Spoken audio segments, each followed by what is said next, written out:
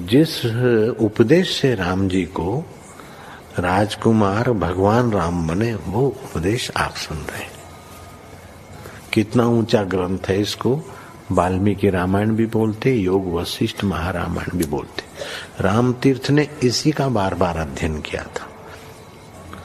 ये आप भी शांत हो जाएंगे परमात्मा में, और दूसरों को भी शांति देने की क्षमता देने वाला ये सदग्रंथ है। इसको वेदांत का सिद्धांत ग्रंथ बोलते हैं। दूसरे होते प्रक्रिया ग्रंथ। ये करके फिर कब वो आचार्य बनो तब समझो, ये तो थोड़ा पढ़ो और फिर वही सिद्धांत की बात। तो बार बार योग वशिष्ठ महारामायण विचारने योग।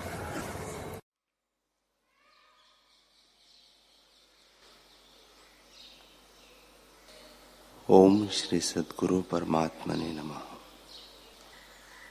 श्री वशिष्ठ जी बोले, हे रामचंद्र जी, विरोचन अपने पुत्र से कहते हैं कि हे पुत्र, जैसे शरद काल की महालता में फूल से फल परिपक्व होता है, तैसे ही आत्म अवलोकन करने वाले पुरुष को भोगों में विरक्तता प्रकट होती है। आत्मा के देखने से विषयों की प्रीति निवृत्त हो जाती है और हृदय में शांति प्राप्त होती है।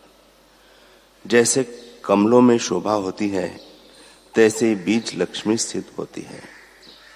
इससे सूक्ष्म बुद्धि विचारवेत्ता जैसे आत्मदेव को देखकर विषयों की प्रीति त्यागते हैं, तैसे ही तुम भी त्यागो। प्रथम दिन के 2 भाग देह के कार्य करो।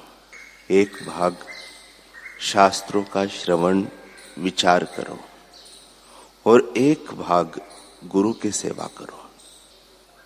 जब कुछ विचार संयुक्त मन हो, तब 2 भाग वैराग्य संयुक्त शास्त्रों को विचारो और 2 भाग ध्यान और गुरु के पूजन में रहो। इस क्रम से जीव ज्ञान कथा के योग्य होता है और क्रम से निर्मल भाव को ग्रहण करता है, तब शनै शनै उत्तम पद की भावना होती है। इस प्रकार शास्त्रों के अर्थ विचार में चित्तरूपी बालक को परचाओ। जब परमात्मा में ज्ञान प्राप्त होता है, तब कर्म फांसी से छूट जाता है। जैसे चंद्रमा के उदय हुए चंद्रकांत मणि द्रवीभूत होती है, तैसे ही वह शीतल होकर विराजता है। बुद्धि के विचार से सर्वदा सम और आत्मदृष्टि देखता और तृष्णा का बंधन त्यागना, यह परस्पर कारण हो जाता है।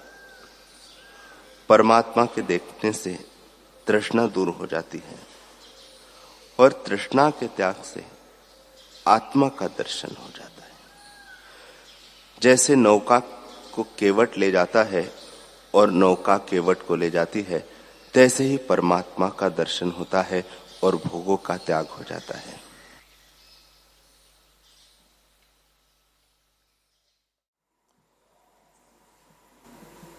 ओम श्री सद्गुरु परमात्मने नमः। श्री योग वशिष्ठ महारामायण उत्पत्ति प्रकरण सर्ग 90। श्री राम जी बोले कि बड़ा आश्चर्य है, पद्म की तात के साथ पर्वत बांधा है। अविद्यमान अविद्या ने संपूर्ण जगत वश किया है और अविद्यमान जगत को वज्रसारवत दृढ़ किया है। यह सब जगत असत्य रूप है और सत्य की नहीं स्थित किया है। हे भगवान, इस संसार की नटनी माया में क्या रूप है। महापुण्यवान लवण राजा ऐसी बड़ी आपदा में कैसे प्राप्त हुआ, और इंद्रजाली जिसने भ्रम दिखाया था वह कौन था कि उसको अपना अर्थ कुछ न था। वह कहाँ गया और इस देही और देह का कैसे संबंध हुआ, और शुभ अशुभ कर्मों के फल कैसे भोगता है? इतने प्रश्नों का उत्तर मेरे बोध के निमित्त आप दीजिए। श्री वशिष्ठ जी बोले, हे रामचंद्र जी, यह देह काष्ठ और मिट्टी के समान है। जैसे स्वप्न में चित्त के फुरने से देह भासता है, वैसे यह देह भी चित्त से कल्पित है और चित्त ही चैत्य संबंध से जीव पद को प्राप्त हुआ है। यह जीव चित्त सत्ता से शोभायमान है। उस चित्त के फुरने से संसार उपजा है। वह वानर के बालक के समान चंचल है और अपने फुरने रूप कर्मों से नाना प्रकार के शरीर धरता है। उसी चित्त के नाम अहंकार, मन और जीव है। वह चित्त ही अज्ञान से सुख दुख भोगता है, शरीर नहीं भोगता। जो प्रबोध चित्त है वह शांत रूप है। जब तक मन अप्रबोध है और अविद्यारूपी निद्रा में सोया है, तब तक स्वप्न रूप अनेक सृष्टि देखता है, और जब अविद्या निद्रा से जागता है तब नहीं देखता। हे रामचंद्र जी, जब तक जीव अविद्या से मलिन है तब तक संसार भ्रम देखता है, और जब बोधवान होता है तब संसार भ्रम निवृत्त हो जाता है। जैसे रात्रि होने से कमल मुन जाते हैं और सूर्य के उदय होने से खिलाते हैं, वैसे ही अविद्या से जगत भ्रम देखता है और बोध से अद्वैत रूप होता है। इससे अज्ञान ही दुख का कारण है। अविवेक से पंचकोश देह में अभिमानी होकर जैसे कर्म करता है वैसे ही भोगता है। शुभ करता है तो सुख भोगता है और अशुभ से दुख भोगता है। जैसे नटवा अपनी क्रिया से अनेक स्वांग धरता है, वैसे ही मन अपने फुरने से अनेक शरीर धारता है।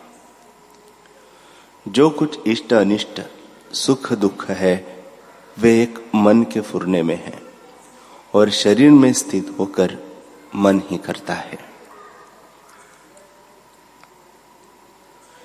जैसे रथ पर आरूढ़ होकर सारथी चेष्टा करता है और बॉबी में बैठ के सर्प चेष्टा करता है, वैसे शरीर में स्थित होकर मन चेष्टा करता है। हे रामचंद्र जी, अचल रूप शरीर को मन चंचल करता है। जैसे वृक्ष को वायु चंचल करता है, वैसे जड़ शरीर को मन चंचल करता है। जो कुछ सुख दुख की कलना है वह मन ही करता है और वही भोगता और वही मनुष्य है। हे रामचंद्र जी, अब लवण का वृत्तांत सुनो। लवण राजा मन के भ्रमने से चांडाल हुआ। जो कुछ मन से करता है वही सफल होता है। हे रामचंद्र जी, एक काल में हरिश्चंद्र के कुल में उपजा राजा लवण एकांत बगीचे में बैठ के विचारने लगा कि मेरा पितामह बड़ा राजा हुआ है और मेरे बड़ों ने राजसु यज्ञ किए हैं। मैं भी उनके कुल में उत्पन्न हुआ हूं, इससे मैं भी राजसु यज्ञ करूं। इस प्रकार चिंतना करके लवण ने मानसी यज्ञ आरंभ किया और देवता, ऋषि, सुर, मुनीश्वर, अग्नि, पवन आदि देवताओं की मन से पूजा की और मंत्र और सामग्री जो कुछ राजसु यज्ञ का कर्म है सो संपूर्ण करके मन से दक्षिणा दी। 1.25 वर्ष पर्यंत उसने यह यज्ञ किया और मन ही से उसका फल भोगा। इससे हे रामचंद्र जी, मन ही से सब कर्म होता है और मन ही भोगता है। जैसा चित्त है वैसा ही पुरुष है। पूर्ण चित्त से पूर्ण होता है और नष्ट चित्त से नष्ट होता है। अर्थात जिसका चित्त आत्म तत्व से पूर्ण है सो पूर्ण है, और जो आत्म तत्व से नष्ट चित्त है वह नष्ट पुरुष है। हे रामचंद्र जी, जिसको यह निश्चय है कि मैं देह हूं, वह नीच बुद्धि है और अनेक दुखों को प्राप्त होगा, और जिसका चित्त पूर्ण विवेक में जागा है उसको सब दुखों का अभाव हो जाता है। जैसे सूर्य के उदय होने से कमलों का संकुचना दूर हो जाता है और वे खिल आते हैं, वैसे ही विवेक रूपी सूर्य के प्रकाश से रहित पुरुष दुखों में संकुचित रहते हैं। जो विवेक रूपी सूर्य के प्रकाश से प्रफुल्लित हुए हैं, वे संसार के दुखों से तर जाते हैं। राम जी ने पूछा, है भगवान, राजा लवण ने राजसु यज्ञ मन से किया और मन ही से उसका फल भोगा, परंतु ऐसा सांबरी कौन था जिसने उसको भ्रम दिखाया? श्री वशिष्ठ जी बोले, हे रामचंद्र जी, जब वह सांबरी लवण राजा की सभा में आया तब मैं वहां था। मुझसे लवण और उसके मंत्री ने पूछा कि यह कौन है। तब मैंने उनसे जो कुछ कहा था वह तुमसे कहता हूं। हे राम जी, जो पुरुष राजसु यज्ञ करता है उसको 12 वर्ष की आपदा प्राप्त होती है। उस 12 वर्ष में वह अनेक दुख देखता है। राजा लवण ने जो मन से यज्ञ किया, इसलिए उसको आपदा भी मन ही से प्राप्त हुई। स्वर्ग से इंद्र ने अपना दूत आपदा भुगवाने के निमित्त भेजा। वह सांबरी का रूप होकर आया और राजा को चांडाल की आपदा भुगता कर फिर स्वर्ग में चला गया। हे रामचंद्र जी, जो कुछ मैंने प्रत्यक्ष देखा था वह तुमसे कहा। इससे मन ही करता है और मन ही भोगता है। जैसे जैसे दृढ़ संकल्प मन में फुरता है, उसके अनुसार उसको सुख दुख का अनुभव होता है। हे रामचंद्र जी, जब तक चित्त फुरता है तब तक आपदा प्राप्त होती है। जैसे जो जो कीकर का वृक्ष बढ़ता है त्यों त्यों कंटक बढ़ते जाते हैं, वैसे ही मन के फुरने से आपदा बढ़ती जाती है। जब मन स्थिर होता है तब आपदा मिट जाती है।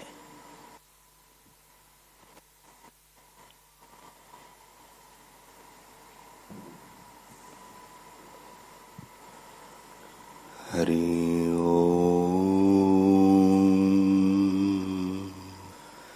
हरि ओम।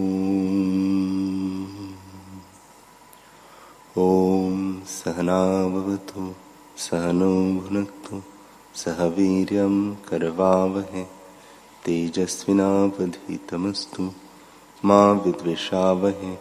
ओम शांति शांति शांति। श्री सद्गुरुदेव भगवान की जय।